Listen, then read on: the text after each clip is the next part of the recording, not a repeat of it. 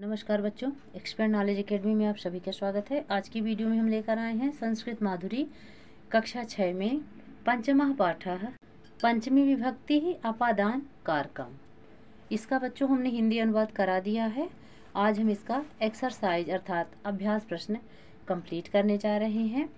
तो चलिए स्टार्ट करते हैं आज का अभ्यास प्रश्न। इससे पहले आप सभी बच्चे हमारी वीडियो को लाइक कर दीजिए। चलिए यहाँ पे बच्चों हम देख रहे हैं हमारा पहला जो क्वेश्चन है क्या है, अभ्यास प्रश्न है संकलनात्मक क्वेश्चन। इसमें जो है उच्चय पठत, रीड अलाउड, ठीक है ना, उच्चारण कीजिए। जैसे इन शब्दों को आपको क्या करना, बस पढ़ना बस है। मेघा त्रोटयति अंकुरः मेघेभ्यः भासन्ते विनयात् सुगंधः सूर्यात पत्रात पुष्पेभ्यः पर्वतात धनात। ये सभी बच्चे सभी जो है बच्चों किस में है, पंचमी विभक्ति में है। कुछ स्त्रीलिंगवाची हैं, कुछ पुल्लिंगवाची हैं, जिसके अनुसार इन शब्दों में परिवर्तन हुआ है, लेकिन सभी किस में है बच्चों, पंचमी विभक्ति में है। ठीक है, इसे आपको क्या करना है, उच्चारण करना है।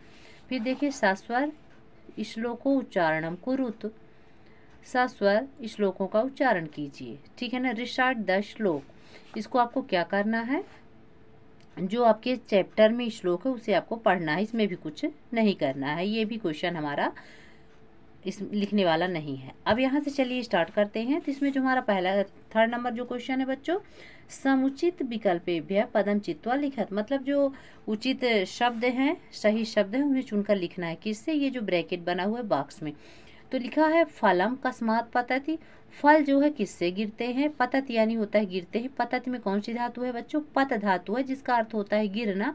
ती प्रत्यय लगा है तो गिरते हैं। फल जो है किससे गिरते हैं, तो यहाँ पे आपका ऑप्शन राइट सही लिखा हुआ है, वृक्षात, वृक्ष से जो है फल गिरते हैं, है ना। जिस वस्तु से, है ना, किसी का वस्तु अथवा जिस स्थान से किसी वस्तु का अलग होना पाया जाए, जिस स्थान से किसी वस्तु का अलग होना पाया जाए, वहाँ कौन सी विभक्ति होती है, पंचमी विभक्ति होती है। अर्थात अलग होने के अर्थ में कौन सी विभक्ति प्रयुक्त होती है, पंचमी विभक्ति। ठीक है ना, उसमें कारक कौन सा होता है, अपादान होता है। ठीक, जलम केभ्यः वर्षति, ठीक है ना, जलम केभ्यः, जल जो है किससे बरसता है, किसके द्वारा बरसता है, तो बादलों के द्वारा बरसता है। मेघेभ्यः हो जाएगा यहाँ पे। ठीक है ना, इन प्रश्नों को लिखना कैसे बच्चों, तो ध्यान रखिएगा, प्रश्न के उत्तर सदैव कहाँ लिखे जाते हैं, क्वेश्चन के जस्ट नीचे। ठीक है ना, ऐसे यहाँ पे नीचे लिखेंगे। ठीक, सही रहेगा। ये तरीका सही नहीं होता है कॉपी में, अर्थात नोटबुक में इस तरह से लिखना सही नहीं माना जाता। क्या लिखा जाता है, सभी क्वेश्चन का आंसर उसके क्वेश्चन के नीचे। ठीक है, तो ये हो गया आपका जलम केभ्यः वर्षति मेघेभ्यः ग्रहा कस्मात् भासन्ते।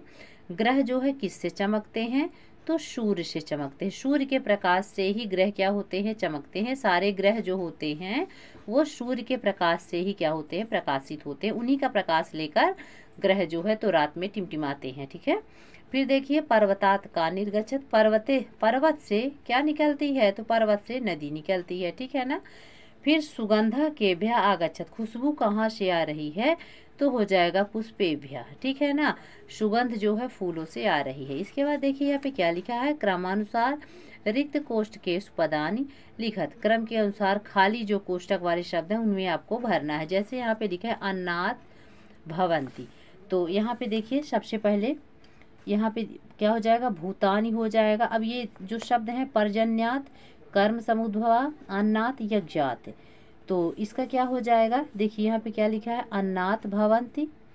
ठीक, फिर यहाँ पे डैश डैश भवति, यज्ञः डैश डैश, यहाँ पे देख रहे हैं ना, इन सबको सही जगह पर सेट करना है। तो चलिए स्टार्ट करते हैं।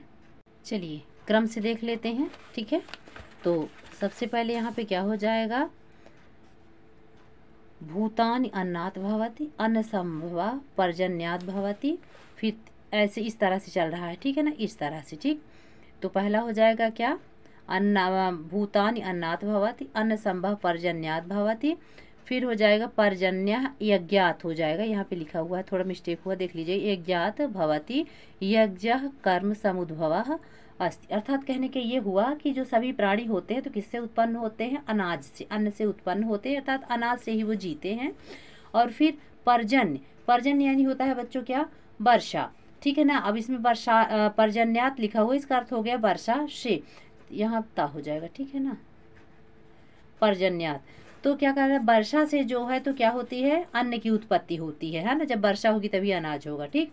और जब अनाज हो गया तो फिर क्या होता है, पर्जन्य ज्ञात भवति। अब वर्षा से ही, ठीक है ना, वर्षा से ही क्या होता है बच्चों, यज्ञ आदि होती है।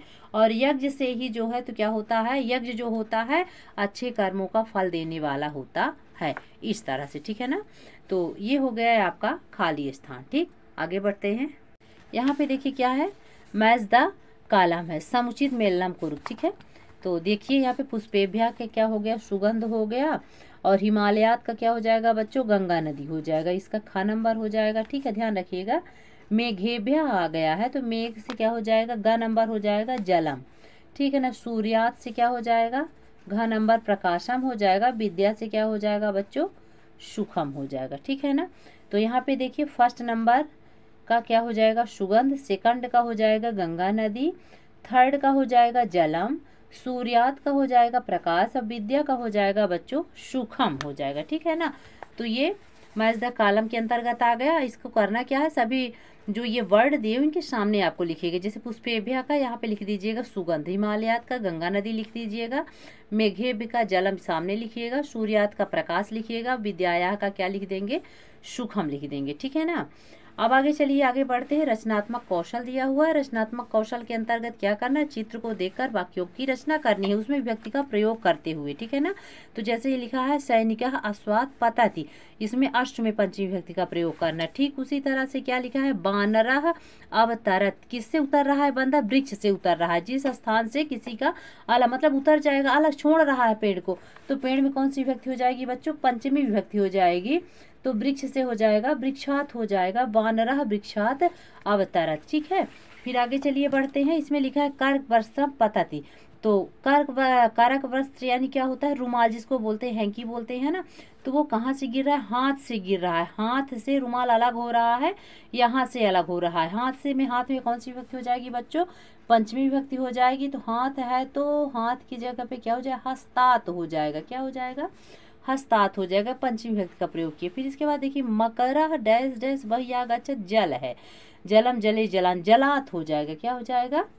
मगर जो है तो कहाँ से बाहर आ रहा है, पानी से बाहर आ रहा है। कहाँ से आ रहा है, पानी से, जलात हो जाएगी, जल में पंचमी विभक्ति हो जाएगी। फिर बालिका पुष्पाण त्रोटयति, बालिका जो है कहाँ से फूल तोड़ रही है, वाटिका, बगीचे से फूल तोड़ रही है।